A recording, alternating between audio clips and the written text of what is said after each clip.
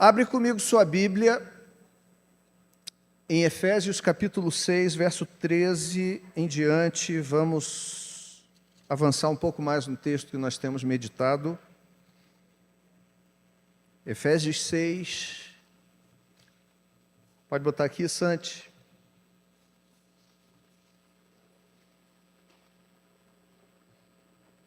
Verso 13, diz assim: portanto, tomai toda a armadura de Deus, para que possais resistir no dia mau, e depois de terdes vencido tudo, permanecer inabaláveis. Estai, pois, firmes, cingindo-vos com a verdade, e vestindo-vos da couraça da justiça, calçai os pés com a preparação do evangelho da paz, embraçando sempre o escudo da fé, com o qual podereis apagar todos os dardos inflamados do maligno. Tomai também o capacete da salvação e a espada do Espírito, que é a palavra de Deus, com toda oração e súplica, orando em todo o tempo no Espírito, e para isto vigiando com toda perseverança e súplica por todos os santos. Somente até aqui. Vamos orar? Vou pedir para vocês botarem a imagem da semana passada, tá?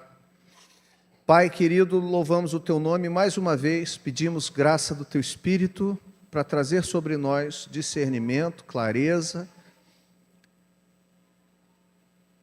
e uma percepção clara do que seja, ou melhor, do que é a vontade do Senhor para esta manhã. Abre o nosso entendimento, fala ao nosso coração, em nome de Jesus. Amém. Bom, irmãos, só retomando aqui, porventura você não participou anteriormente, não pegou anteriormente o fio da meada. Nós estamos falando sobre uma realidade na vida que muitas vezes é negligenciada, outras vezes desconhecida de muitas pessoas. É que a vida é muito mais do que aquilo que se vê.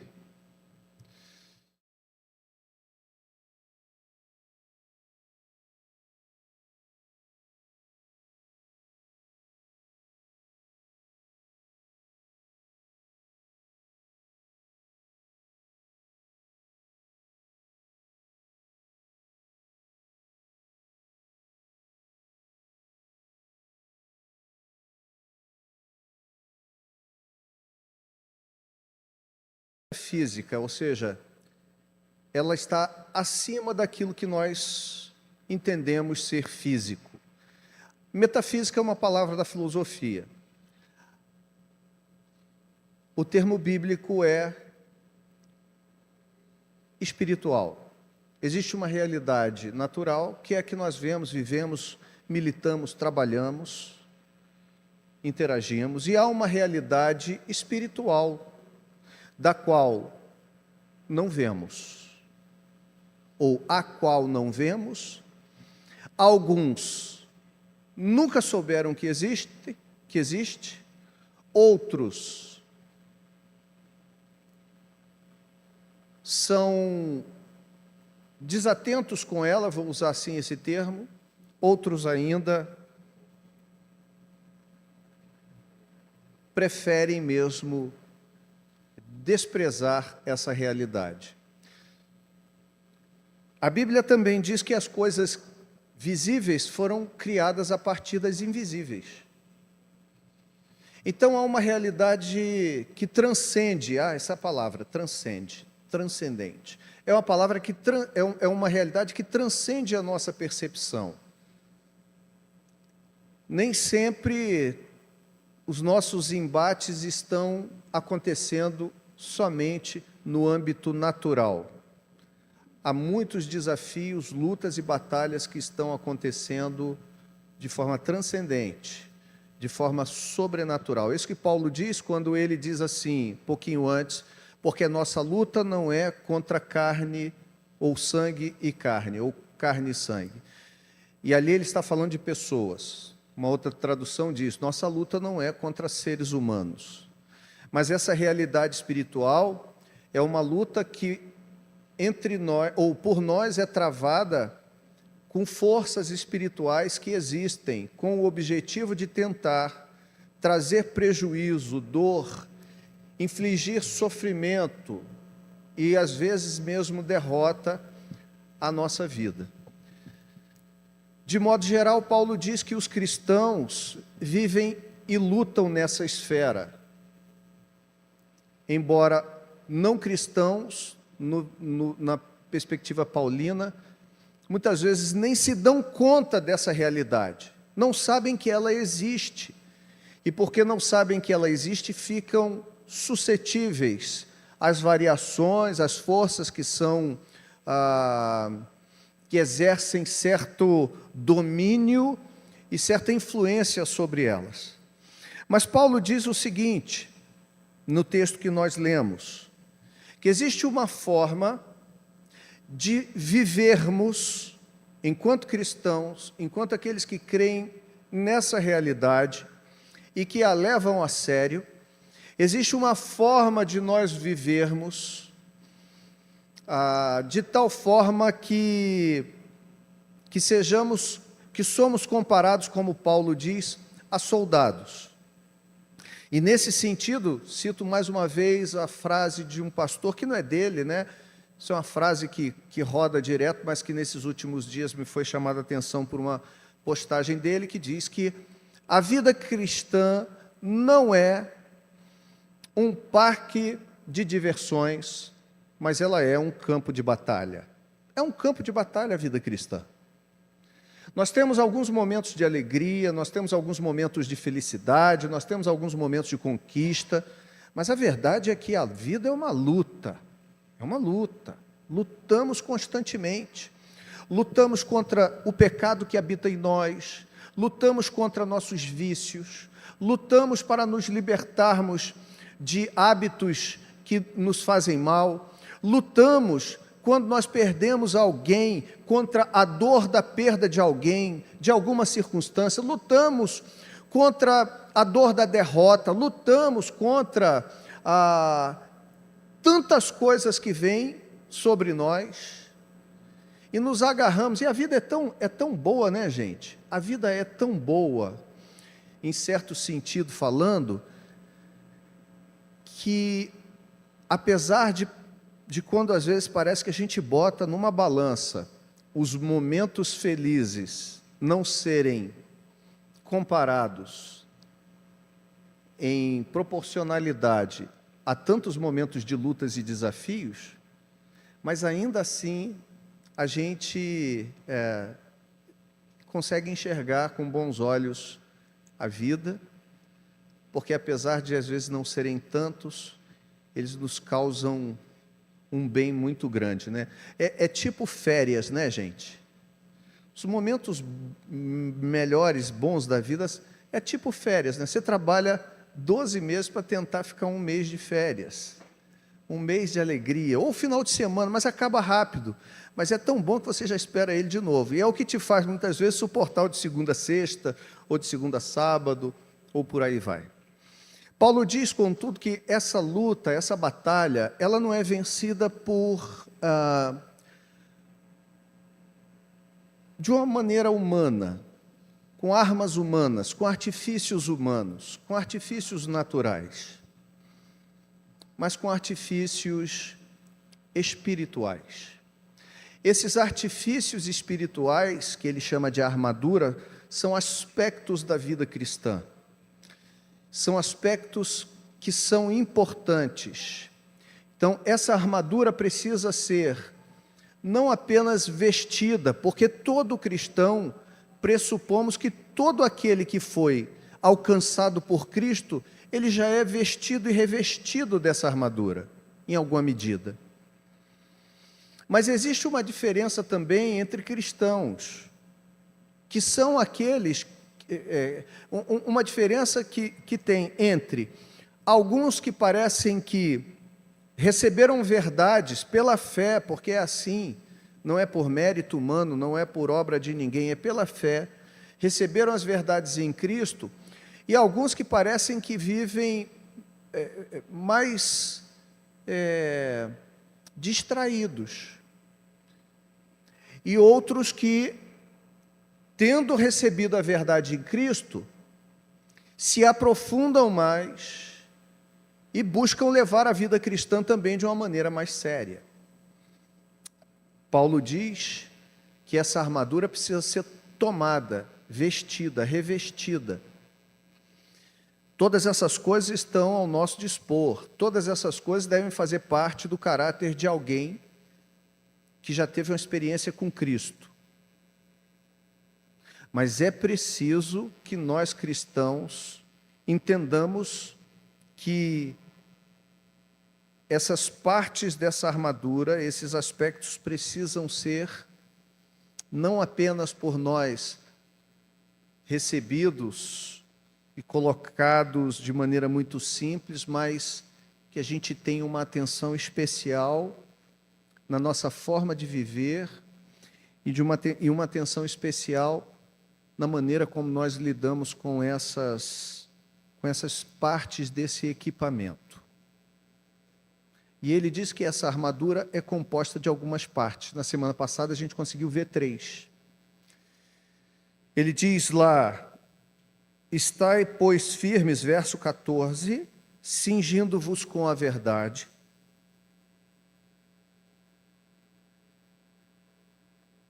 e vestindo-vos da couraça da justiça. E aqui eu disse para vocês, Paulo está numa prisão quando ele escreve essa carta, e ele tem um soldado de uma guarda especial, que era chamada guarda pretoriana, que era a tropa de elite do Império Romano. O que Paulo está vendo é, enquanto ele escreve essa carta, ele está olhando e está vendo um soldado ali na porta tomando conta dele, um cara bem armado. Se fosse nos dias de hoje, e nós estivéssemos, por exemplo, escrevendo da prisão, fosse proibido pregar o Evangelho, estivéssemos escrevendo uma carta da prisão, usando essa analogia, e tivéssemos ali um soldado de uma dessas forças de elite que nós temos aí, seja no Rio de Janeiro ou na Polícia Federal, enfim, e nós estivéssemos olhando ali para ele, dizendo assim, fazendo uma analogia com as partes da sua vestimenta, da sua armadura, colete à prova de balas. Todos esses princípios vêm desde aquela época antiga. Quando Paulo diz, por exemplo, cingindo-vos com o cinto da verdade, o cinturão da verdade, ele está falando de uma peça que unia toda a roupa do soldado, que era o cinturão, falei para vocês, era a primeira peça que era colocada, uma peça de baixo, que unia duas partes da armadura, das vestimentas, que faziam com que o soldado ele tivesse mobilidade e firmeza. Por quê? Porque você sabe o que é andar com a calça frouxa, né, gente? Andar com a calça frouxa é algo muito ruim. Eu brinquei até na semana passada. Às vezes tem uns que a calça está tão frouxa que quando abaixa para pegar alguma coisa, você não vê um cofrinho, você vê o cofre do Banco Central. Né? Você vê logo um carro forte da Protege ou da Brinks. Mas essa era a função, né? Esse cinto, ele unia todas as partes da armadura e ele tinha lugares também onde você poderia pendurar suas armas, escudos, espada, adagas e tudo mais. E Paulo então está dizendo o seguinte, a verdade na vida do cristão precisa estar firme, afivelada, bem firme, porque é a verdade sendo exercitada na nossa vida que nos dá mobilidade, que nos dá liberdade. Quando você vive uma vida de verdade, falando a verdade, vivendo a verdade, compreendendo a verdade sobre você, sobre as circunstâncias. Por exemplo, é a verdade que liberta. Conhecereis a verdade e a verdade vos libertará. É uma verdade. Ela é uma verdade tão universal que você vai fazer uma terapia em algum lugar, por exemplo, E quando você faz uma terapia, o terapeuta, com as ferramentas que a profissão, que o estudo, que a ciência da psicologia lhe deu, faz com que ele consiga levar você a perceber algumas coisas que estão encobertas de você mesma.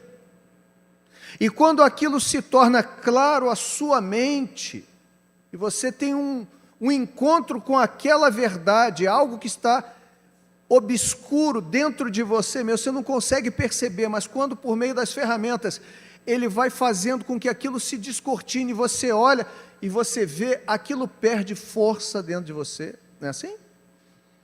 Quem já sofreu de síndrome de pânico, sabe do que eu estou dizendo. Uma crise que vem, sem você saber de onde vem, nem por que vem, nem que horas vem, e vai da maneira que você também não sabe. Você às vezes já foi, já passou, já aconteceu, mas você sabe que aquilo é arrebatador. E nas primeiras vezes que você sofre daquela crise de ansiedade aguda, aquele momento, aquilo é extremamente desconfortável e desesperador, porque você nunca teve aquela experiência na vida. Que negócio é esse que está acontecendo comigo? Depois, aquilo exerce uma força e um domínio sobre você muito grande por muito tempo, porque como você não sabe de onde vem, como aquilo acontece, você fica com medo daquilo acontecer o tempo inteiro, em algum momento crucial, você fica num estado de vigilância constante que te leva a uma tensão maior e uma propensão maior a ter aquela crise em dado momento. E aí você tem aquela crise, aquilo acontece com você, e aquilo exerce um domínio, um poder sobre você enorme, até que você conversa com uma pessoa, procura um terapeuta, ouve da parte de outras pessoas que também já passaram por aquela mesma situação, começa a entender como funciona o dispositivo, por que aquilo vem, que horas aquilo vem, quais são as questões que disparam, quais são os gatilhos que disparam aquilo na sua vida em alguma questão. E você começa a perceber, e daqui a pouco você começa a olhar e falar assim, opa, peraí, esse trem não tem mais todo esse poder sobre mim, porque quando ele vem, você já diz, eu já sei, é você, pânico. É você, crise de ansiedade. Tá, entendi. Já descobri também que você vai passar. São 40 segundos, 3 minutos. Depende do momento, depende da situação, eu sei. E também aprendi a desenvolver ferramentas, de respiração, de situação assim. Vou esperar que isso vai passar. E aí o jogo muda, porque quando você conhece a verdade, como diria o filósofo, conhece-te a ti mesmo. Quando você vai se conhecendo, então essas coisas vão perdendo a força e o poder. A verdade é libertadora. A verdade é algo que faz com que a gente possa identificar nossas próprias fraquezas, quais são os gatilhos, que a gente não deve ver, o que a gente deve ver, o que a gente pode ver na hora, o que não deve ver naquela hora, porque aquilo vai despertar. O segundo nós vimos é ter a verdade como uma couraça. Couraça seria ali, você olha para o soldado e ele está ali com um colete à prova de balas. O princípio é o mesmo, A couraça no passado servia para proteger o soldado dos seus órgãos vitais, coração, pulmões, rins, estômago, pâncreas, baço, fígado, tomar uma flechada, uma estocada, uma machadada, algo do gênero, Hoje em dia, trocaríamos isso, Um tiro de 380, de 40, 9 milímetros, um colete para segurar um 762, nem sei se segura. A ideia é a mesma, proteger os órgãos vitais. Então, a justiça é o que Paulo está dizendo, justiça. vivendo a justiça, experimentando ser justo. A justiça é uma parte dessa coraça que te deixa firme. Na célula, na semana passada, a gente teve a oportunidade de falar sobre isso, e até retomando, a gente falou como nós encontramos crentes, né, que oram pedindo a Deus justiça, quando deviam orar pedindo misericórdia. Porque se Deus resolver julgá-los com a mesma justiça que eles estão exigindo, então o indivíduo quer que Deus, Senhor, faz justiça para mim, por favor, eu tenho aquela situação assim que não é resolvida nunca. Faz justiça para aquele meu devedor me pagar o que me deve. Mas o indivíduo esquece de olhar que ele é mau pagador para chuchu. Ele faz uma coisa que Provérbios diz, ele retém o salário do seu funcionário, ele retém o dinheiro mais do que deve. Tem uns negócios, às vezes, até assim. Sabe a pessoa que deve, mas ela espera até o último dia para pagar e paga depois? Só para ter o gosto de ficar com dinheiro mais tempo, né? Só pode ser. Você está com dinheiro, paga. Aí a gente conhece gente que é assim, está com dinheiro, paga, né? Está devendo. Vai ter que pagar lá amanhã. Tudo bem, não estou falando, você está com dinheiro aplicado ali, é uma concessionária e tal, mas estou falando de um funcionário.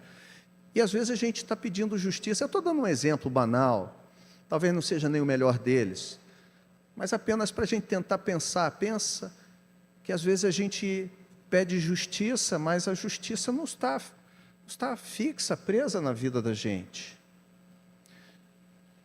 E nós falamos sobre as botas do Evangelho, né? Calçai os pés com a preparação do Evangelho da paz, que é a questão de ter como base, como aquela, não é uma bota, um coturno como se tem hoje em dia, do soldado, né? Mas era uma bota caliga, uma sandália que tinha umas travas, que deixava o cara firme no terreno, que fazia com que seus pés não fossem feridos e ele não ficasse claudicante, mancando, que ele não saísse de combate por conta daquilo. Então, o Evangelho é essa base que na vida do cristão existe, mas que eu e você, como cristãos, devemos nos apegar mais ainda. Todos esses aspectos aqui eles já existem na vida de um crente. Só que existem crentes mais apercebidos e outros menos apercebidos dessas verdades. Existem crentes que se apropriam mais dessas verdades e crentes que se apropriam menos. Se apropriam menos porque investem menos tempo. Se apropriam menos porque têm menos interesse. Se apropriam menos porque são crentes mais letárgicos. São crentes menos interessados em desenvolver-se no campo de batalha. E estão embriagados com as coisas desse mundo. Estão interessados mais, não que seja ruim, no carro novo, na pintura da casa, em como vão conquistar isso, ou aquilo, ou tal título, ou tal situação, mas se esquecem que isso tudo vai passar, isso tudo vai ficar. E o pior, às vezes com toda essa preocupação por coisas materiais, por coisas temporais e temporárias, não investem tempo naquilo que é precioso, e quando vem o dia mau, porque Paulo diz, né, para que possais suportar o dia mau, quando o dia mau vem, porque ele vem.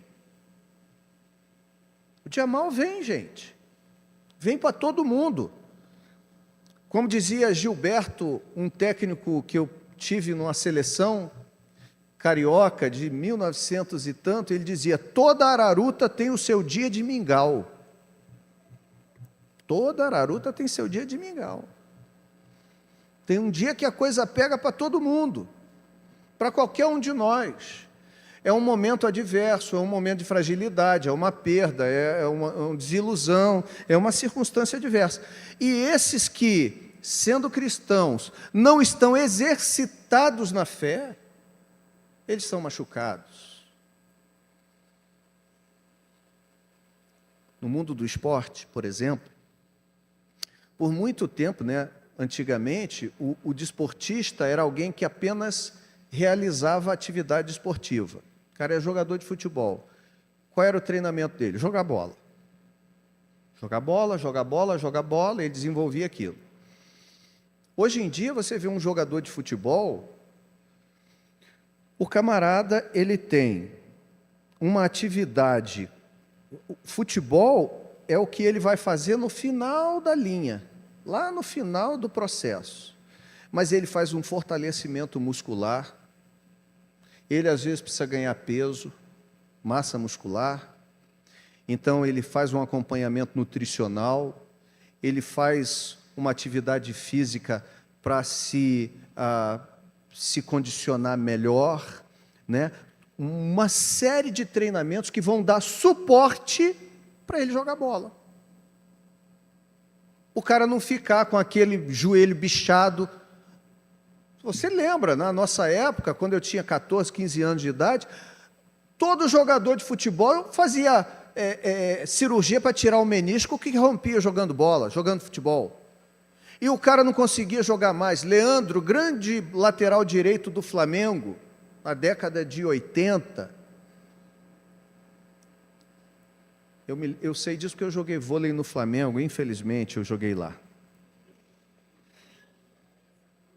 Carrego essa cruz, é um pecado que o Senhor só vai apagar da minha existência lá no céu. E eu me lembro que lá na Gávea, a gente treinava à noite, já tinha acabado o treino do pessoal do futebol, o pessoal do futebol ficava por lá, às vezes vendo os treinos do pessoal do vôlei. Leandro, vez por outra, sentado lá na arquibancada, depois de ter treinado, fumando igual uma chaminé, tomando cerveja. Leandro não tinha os meniscos, teve uma curta duração como jogador de futebol, um espetacular lateral. Se eu estiver falando besteira, vocês me ajudem aí, tá? Futebol não é muito a minha praia não, mas eu acho que eu estou correto. Hoje em dia, um jogador se machuca, com pouquíssimo tempo ele está jogando novamente. Faz fortalecimento, opera. Antigamente se ficava meses para você botar o pé no chão, agora o jogador opera, no dia seguinte já está o fisioterapeuta lá tentando esticar o joelho, fazer não sei o quê, uma coisa ou outra. Esse é o ponto. Existem cristãos que ainda são como aqueles jogadores antigos lá do passado. Eu só jogo bola, mas você vive machucado. Você vai viver machucado porque você é um crente fraco. Você é um crente despreparado para a partida que você disputa. Você não está devidamente treinado. Suas articulações não aguentam os impactos. Sua musculatura é flácida. Mas existem os crentes que se apercebem dessa realidade. E essa é a nossa exortação. Devemos ser esses. Que vão dizer o seguinte: deixa eu pegar a minha armadura.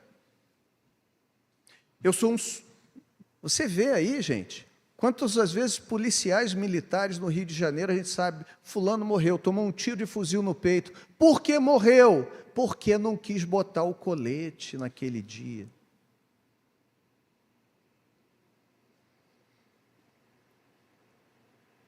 Então o Evangelho nos dá essa base no campo de batalha. Eu queria falar então, aqui agora, a partir do verso 16, onde ele diz assim: embraçando sempre o escudo da fé, com o qual podereis apagar todos os dardos inflamados do maligno. Tomando, sobretudo, o escudo da fé, com o qual podereis apagar os dardos inflamados do maligno. Essa expressão que Paulo usa, tomando sobretudo, traz uma ênfase a essa peça da armadura, que é o escudo da fé. Na verdade, a ênfase de Paulo é sobre a fé, porque a fé funciona na vida cristã como um escudo. E não é um escudo qualquer. Era uma peça indispensável ao soldado antigo, o escudo, porque a gente vê nos filmes, né? Aquele soldadozinho do combate, ali da infantaria, que às vezes ia para lá para morrer de bucha, via de regra ele tinha um escudozinho menor, uma espada menor na mão, defendia com um lado, batia com o outro, defendia com um lado, batia com o outro. Quando Paulo fala a guarda pretoriana, ela não saía dos seus quartéis, dos seus lugares de guarnição para morrer. Era uma guarda que não saía para que tivesse baixa, voltasse com alguém morto. Eles saíam para resolver determinada situação. E o escudo deles era o chamado scutum. O scutum era um escudo do tamanho do soldado. Não era um escudozinho redondo para pegar um negócio ou outro, mas era um escudo grande, quase quadrado, meio retangular, do tamanho do soldado, que podia guardar o soldado inteiro ali embaixo. Isso era especial e era importante, especialmente em função de que naquelas batalhas o que a gente tinha? A gente tinha muitos exércitos inimigos que faziam o quê? Os caras pegavam as flechas, banhavam as flechas em piche, acendiam. Você já viu isso no filme Gladiador? Você já viu o filme Gladiador? Se não viu, depois vê o filme Gladiador. No início do filme, começa uma batalha entre o Império Romano, e está ali como líder o imperador Marcos Aurélio, né, um grande filósofo que tinha também na época, e você tem um império inimigo lá, e você vê quando os soldados colocam a flecha no piche e eles lançavam. E os soldados romanos, então, faziam uma arrumação com o escudo de tal maneira que todos ficavam ali guardados debaixo daquilo, como se aquilo fizesse uma coraça de um jabuti, de uma tartaruga. As flechas, os dardos inflamados batiam ali e apagavam. Por quê? Porque era um escudo de madeira, com partes metálicas, revestido de couro de animal na ponta, que o soldado, quando ia para a batalha, passava na água ou na lama, encharcava aquele couro de água para quê? Para que quando aquelas flechas com piche batessem ali, não perfurassem o escudo nem a armadura, e elas apagavam. Alguns outros historiadores, melhor dizendo, eles dizem que dardos inflamados, que Paulo está dizendo aqui, é uma expressão, né, um eufemismo, é uma analogia com as flechas que eram lançadas e que eram, nas suas pontas, passados veneno de vespa ou a peçonha, né, o veneno de alguns animais ou de algumas plantas, a fim de que, caso o soldado ferido não morresse do ferimento, fosse uma flechada na perna, por exemplo, ele ficasse inutilizado ou morresse em função do veneno contido naquelas flechas, que quando pegava, aquilo ardia, parecia que o cara estava sendo amputado do membro com aqueles venenos que haviam naquelas flechas, quando, porventura, uma daquelas flechas atingia um soldado, passando pela fresta da sua armadura. O que Paulo, então, está usando é o seguinte, que a fé na vida cristã funciona como um escudo, capaz de apagar os dardos inflamados do maligno. No Novo Testamento, eu falei já isso para vocês, mas eu repito aqui em função desse ponto.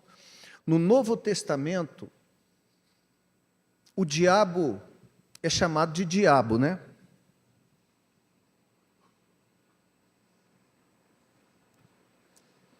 Aí o pessoal vai fazer o corte para botar no Instagram, diz assim, aí corta só a parte que eu falei. O diabo é chamado de diabo. Pronto, aí bota ali. Aí quem olha diz assim, meu Deus, esse cara é louco. Mas a palavra diabo é a tradução da palavra grega diabolos. Diabolos é a junção de duas expressões gregas. Uma preposição dia, diacrônico, ou seja, para diversas direções, né? Sincrônico, pega todas e sincroniza em uma. Diacrônico, pega uma e abre, né? E o verbo balo, verbo balo no grego significa lançar. Diabolos é a junção de essas duas expressões que significa lançar aleatoriamente. Por isso que quando Jesus chama ele de diabolos, o Novo Testamento muitas vezes traduz como caluniador. Você pega o texto original, você diz, mas por que não chamou de diabo aqui? Porque a qualidade do diabo é essa, é ser um caluniador. O que é ser caluniador? É lançar aleatoriamente farpas contra uma pessoa, contra alguém, contra alguma situação. Então o diabo é esse que atira para tudo quanto é lado, ele é o rei da bala perdida. Mas a bala perdida, no caso dele, é com o interesse de ser achada. É por isso que ele é chamado de caluniador, porque ele é aquele que diz para o crente, você não pode. Ele é aquele que diz para você que quer entregar a sua vida a Jesus, você não pode não, você já fez muita coisa errada. Ele é aquele que diz para aquele que entregou-se a Jesus que precisa ser batizado, que quer ser batizado, mas que ele diz assim, mas você não pode, você já fez isso, você já fez aquilo, você já fez aquilo, você está desqualificado para Deus, você não presta mais.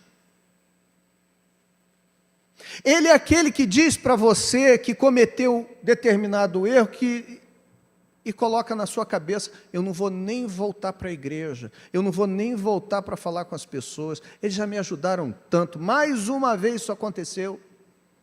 Porque o que ele quer é dizer para você que o que você fez não tem jeito, não tem mais salvação para você. Não, você foi longe demais, ninguém jamais chegou aí.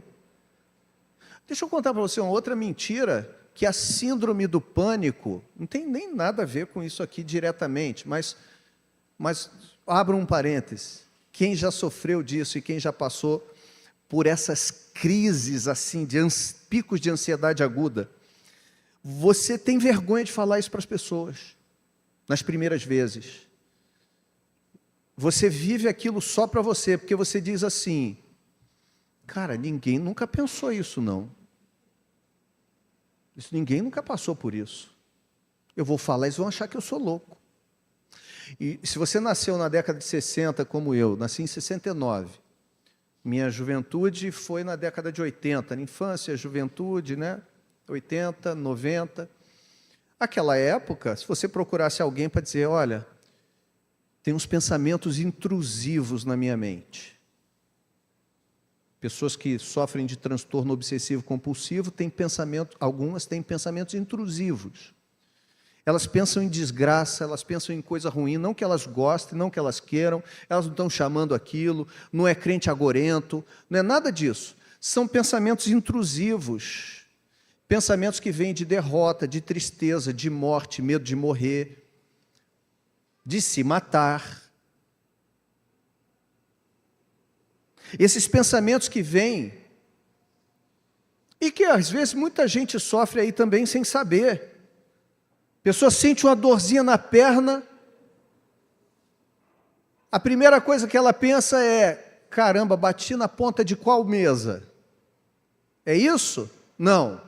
Você conhece alguém, sente uma dor na perna e diz assim, meu Deus do céu, tem que fazer uma tomografia. Eu devo estar com uma metástase já no meu osso. E quando se entra no Google, dor na perna, aí ele diz assim, pode ser picada de um inseto, Você olha, está até vermelhinho, mas você vai logo lá para o pior. Linfoma blaster mega triplo de não sei o que, morte em 3 semanas. Você diz, é esse que eu estou, meu Deus, eu já estou até sentindo tudo. Tem gente que não precisa nem entrar no Google, tem os pensamentos intrusivos ali, a mente preocupada, a mente ansiosa, a mente doente, que precisa de tratamento. Mas você pensa que Satanás não faz isso na vida dos crentes também, não? Com um monte de outras coisas, e às vezes potencializando também tudo isso? E vai botando na sua cabeça, não, você fez isso, olha, a sua chaga é mortal. Não tem mais jeito, não tem mais volta para você. O que você fez foi grave demais, é ruim demais, você foi ruim demais, você é péssima pessoa, você não existe, ruim igual você não tem, Deus não aceita você. Ele já te aceitou, mas você vacilou aí, ó. O que você merece? Você merece mesmo é o inferno. A ênfase, então, irmãos, que Paulo está trazendo nessa parte, recai sobre o fato de que esse escudo, que a fé, como esse escudo que é grande, que é poderoso para apagar essas setas inflamadas, que batem e inflamam a gente, adoecem a gente, que é capaz de apagar todos esses dardos inflamados do maligno, que esse escudo é a fé. É a fé. A lição que nós aprendemos nesse ponto é que a fé genuína é o verdadeiro escudo que pode nos proteger dessas setas de mentiras atiradas pelo diabo e seus demônios contra as nossas mentes. Quando elas vêm para nos atingir, trazendo medo, insegurança, desânimo, a fé em Jesus Cristo como nosso Senhor e soberano Senhor do universo funciona como escudo, protegendo nossas vidas de todas essas mentiras, apagando todos esses dardos inflamados do maligno. A Bíblia dá especial ênfase à fé. Hebreus capítulo 11, versos 1 e 6. Eles vão dizer que a fé é o firme fundamento das coisas que se esperam, das coisas que se... e a convicção de fatos que não se veem. Das coisas que se esperam, a convicção de fatos que não se veem. Sem fé, diz o escritor aos Hebreus, é impossível agradar a Deus. A fé é fundamental na vida cristã. E eu termino aqui, não posso avançar hoje, por causa do horário. E aí deixa eu abrir um outro parênteses, pedir perdão aos irmãos, pelo horário que a gente começou atrasado, estamos tentando ajustar isso aí por questões técnicas, mas pedir a você também para chegar mais cedo.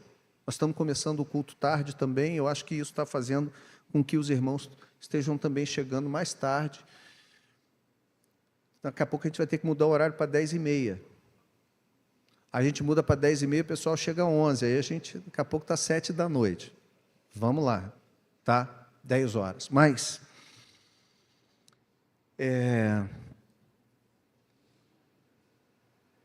o ponto é o seguinte, irmãos.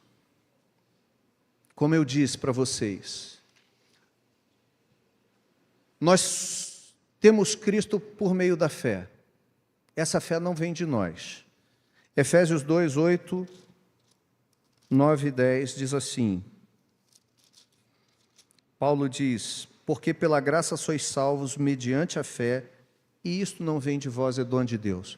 A fé que salva é um dom, não é você que escolhe Deus, é Deus que escolhe você, e ao escolher você, Ele te dá a fé suficiente para que você creia nele. Aí você diz, fui eu que criei, é verdade, foi você que creu, mas você só creu porque Deus olhou para você e te deu fé para crer antes, porque senão você nunca teria crido na sua vida. Você ia passar por essa existência toda sem crer nele. É um dom. É dado por Deus. Está aqui, Paulo escreve isso aos Efésios. Mas deixa eu dizer para você uma coisa. A fé que salva é um dom. Mas uma vez tendo recebido essa fé que salva, eu e você somos responsáveis por robustecermos essa fé, fortalecermos a nossa fé, não a salvífica. Nós só somos salvos pela graça, por meio da fé, e isso não vem de nós, é dom de Deus, não de obras para que ninguém se glorie. Mas para que você não viva uma vida enfraquecida, uma mente destruída, em frangalhos quando as circunstâncias vêm sobre você, bonito por fora, mas fraco, bonito por fora, com aparência de estar robusto, mas está enfraquecido. Seus ossos não são firmes. Seus ligamentos e suas juntas não são firmes. Sua musculatura é flácida. Você é crente porque não dependeu de você.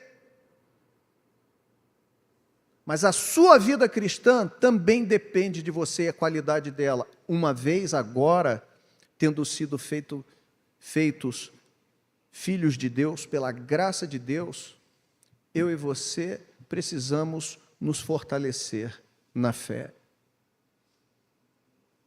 Então, irmãos, a ênfase é essa.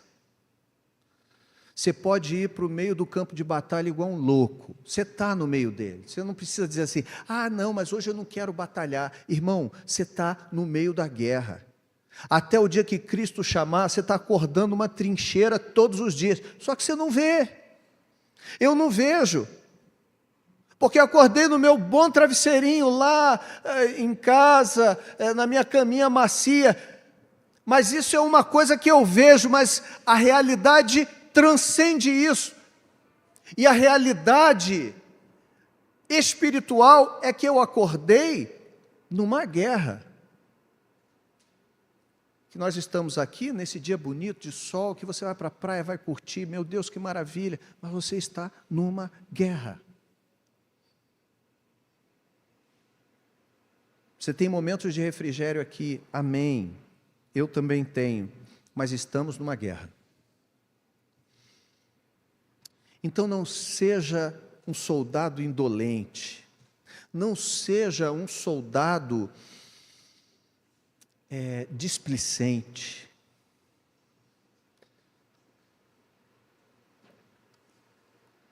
Não pense você que você está num lugar que, qualquer coisa eu dou um jeito. Uma hora você toma na bola. Tomar na bola, na minha época, era sinônimo de tomar na cabeça. Você toma uma na bola e já era. Você toma uma na bola e cai. Fraco, enfraquecido, soldado displicente, churumela, mocorongo. Tomai, sobretudo, o escudo da fé. Luiz, o que eu faço com a minha fé? Pede a Deus para te aumentar, ora, medite nas Escrituras, tenha comunhão com seus irmãos, faça isso que você está fazendo aqui hoje. Receba,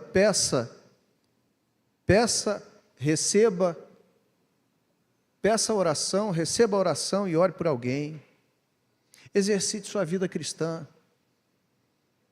Pare de se satisfazer com o fato de ter sido apenas colocado aqui no rol do livro da vida. Se for no rol do livro da vida, não está bom, né? O problema é quando você acha que é só no rol da videira, já é suficiente. Então exercite a sua vida cristã, exercite a sua fé, exercite seus dons. Porque senão você se torna alguém que não tem um escudo muito legal. E eu digo para você uma coisa, tomar uma flechada de vez em quando dessas, com veneno de vespa, veneno de sapo e planta venenosa, às vezes não mata o cara não, mas faz ele amputar uma perna, faz amputar um braço. E a gente, às vezes, vê aí muitos irmãos que no meio dessa caminhada vão perdendo os pedaços. Vão chegar lá, vão chegar. Vão chegar porque não dependeu deles, dependeu do dom de Deus em Cristo. Salvação é algo que não é alcançado por meio de nenhum esforço que eu e você fazemos, é pela graça de Deus. Mas vamos chegar lá, alguns chegam mal. Lembra que Sansão, termino aqui, o anjo do Senhor apareceu a Manoá e disse: olha, você vai ter um filho. Seu filho vai ser um juiz sobre Israel. A missão dele é uma só. Sua missão é livrar Israel da mão dos filisteus.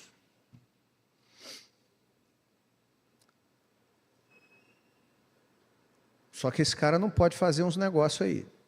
Ele tem um voto de Nazireu e ele não pode quebrar esse voto. Ele não pode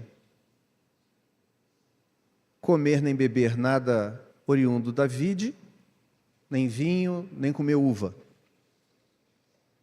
Esse cara não pode cortar o cabelo. E não adianta cortar e depois botar mega hair, interlace, que não funciona. Esse cara não pode tocar em corpo de morto. E esse cara não pode casar com uma mulher que não seja do seu povo. Parecia que deram para Sansão a receita de tudo que ele tinha que fazer. Ele fez todas. Como é que termina a sua vida? Subjugado pelos filisteus, sua força se esvaiu, perdeu o poder de Deus, saiu de sua vida. Subjugaram ele, furaram seus 2 olhos, vazaram seus 2 olhos, colocaram ele amarrado no moinho, fazendo o trabalho de um boi. O cara que tinha sido libertador de Israel várias vezes. No finzinho da sua vida, em algum momento ali, em algum momento, o cabelo começa a crescer. Ele está acorrentado e ele ora a Deus numa última oração: Senhor, uma última coisa só, me restitui a minha força mais essa vez. E Deus restitui a ele ali, a força, o Espírito do Senhor vem sobre ele, ele é colocado num lugar, pede para ser colocado num lugar onde ele está no templo de Dagon, tendo uma festividade enorme, ele fica entre 2 colunas, apalpa as 2 colunas e ali ele empurra as colunas e derruba o templo de Dagon. E diz o texto bíblico que ele matou alguns milhares de filisteus, tendo ele matado mais na sua morte do que durante toda a sua vida. Ele foi escolhido por Deus e levantado por Deus para cumprir uma missão. A missão de Deus, ninguém frustra, nem você frustra a missão que Deus tem para você realizar. A única questão é saber como é que você vai chegar no final da sua caminhada. Se vai ser inteiro ou se vai ser com os olhos furados.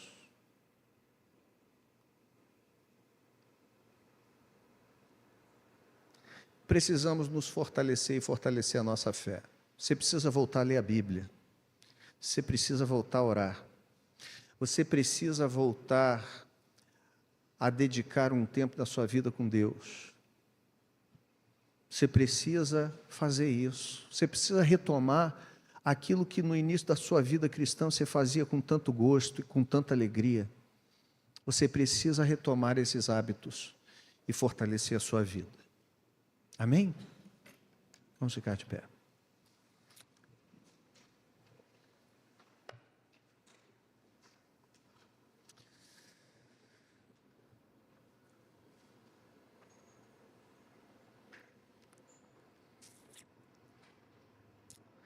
Deus querido, nós louvamos o Teu nome nesta manhã. Muito obrigado, ó Deus, por Tua graça sobre nós, Tua presença. Obrigado por falar conosco quando nós oramos aqui de manhã, quando nós cantamos. e também quando nós meditamos aqui, refletimos na Tua Palavra. Agora que a gente já ouviu tanta coisa aqui, toca e desperta, desperta. Ou mesmo que nós somos despertados, nos leva a retomarmos aspectos da nossa caminhada que a gente deixou para trás, que a gente enfraqueceu, que a gente reconhece que tem sido negligente, fraco, frágil, que a gente é capaz de reconhecer que se vier o dia mau, se vier uma situação muito difícil, e às vezes algumas nem tão difíceis, a gente sucumbe, a gente fica precisando, a gente vai precisar de escora, a gente vai precisar de muleta, porque a gente está fraco, enfraquecido, nossa fé não está robustecida. Recebemos a salvação que vem, a justificação que vem pela fé como um dom, mas temos sido negligentes com este dom, porque não temos desenvolvido esse dom, não temos fortalecido esse dom. Senhor, ao sairmos daqui nesse dia, vamos sair, vamos almoçar, vamos estar com nossa família, mas que nos conscientizemos que nessa mesma semana nós precisamos criar novamente um plano de ação. Precisamos novamente estabelecer o que a gente vai fazer, retomar as coisas que ficaram para trás, nossas disciplinas espirituais. Porque reconhecemos que o Senhor está falando conosco, está nos exortando, está chamando nossa atenção numa boa. E reconhecemos o nosso pecado, porque cada um de nós aqui sabe, Senhor, se tudo isso é verdade ou não. Então, Senhor, que nessa semana mesmo a gente possa retomar aquilo que precisa ser retomado. Que a gente não seja um soldado negligente, porque essa é uma realidade. Mas que enquanto a gente vive nessa vida, se experimenta as coisas dessa vida, a gente não esteja embriagado, a gente não esteja iludido com as coisas desse mundo. Eles são passageiros. Eles estão, muitos deles aqui, muitas vezes são dados por Satanás para nos distrair daquilo que de fato é importante. Mas que o Senhor nos abra os olhos nessa semana em nome de Jesus e nos dê a vitória para a glória do seu nome. Oramos também, Senhor, nesse fim de culto, pela vida de nossos irmãos que estão enfermos em casa. Antônio está muito enfermo lá hoje. Oramos pela vida de Gisele, irmã de Dudu, fez a cirurgia na sua mama, tirou aquele tumor, por todo o seu tratamento, ó Deus, agora, para que a sua mente fique em paz, fique tranquila, que as setas inflamadas do maligno não inflamem a sua mente, nem o seu coração. Oramos pelo Elias, o pai do Dudu, na sua recuperação, Deus, da sua cirurgia cardíaca. Ó Deus, pedimos que a mão do Senhor seja sobre ele. Oramos por Zé Augusto, meu sogro, pela sua saúde, minha sogra, pela vida da minha mãe também, pela saúde deles, pela vida de todos aqueles irmãos queridos aqui que porventura estejam passando por alguma dificuldade, alguma enfermidade. Colocamos aqui, Senhor, a vida das pessoas que são nossos parentes, que são esposas, que são maridos, que são filhos, que são pais aqui, de todos os irmãos dessa comunidade, aqueles que eles estão agora pensando, nomeando aí na sua mente, no seu coração, colocando diante do Senhor.